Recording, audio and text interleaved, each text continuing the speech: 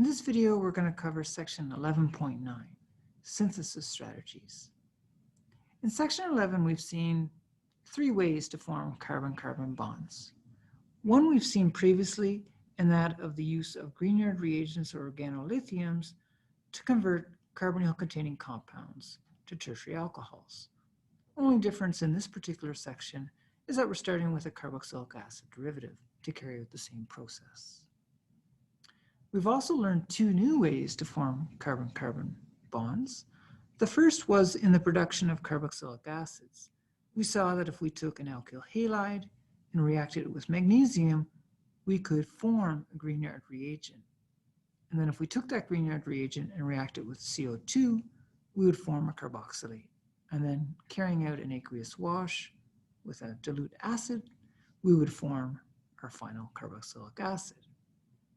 We also introduced a more selective carbon nucleophile in that of the Gilman reagent. And we saw that using either an acid chloride or an acid anhydride, we could convert those two functionalities to the corresponding ketone. We didn't cover any reactions involving cyano groups, and so you're not responsible for that particular material. Finally, this is a chart that I find quite useful for section 11 because it connects the reactivity of the various carboxylic acid derivatives with one another.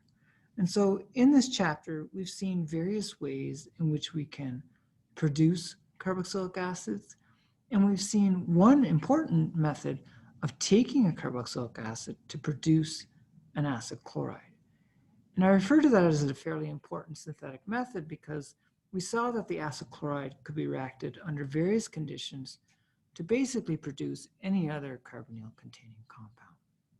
And so when you're looking at synthesis problems that involve carboxylic acid derivatives, I find this chart quite useful. So with that, we complete section 11, as well as the material covered in this course. I will be posting additional videos that go through synthesis type problems where we have target molecules and we have to develop synthetic routes from some starting material. If you have any questions about any of the material covered in this video, in this section, or really in any section of this course, by all means, send me an email and we can set up a Zoom appointment to discuss those details further.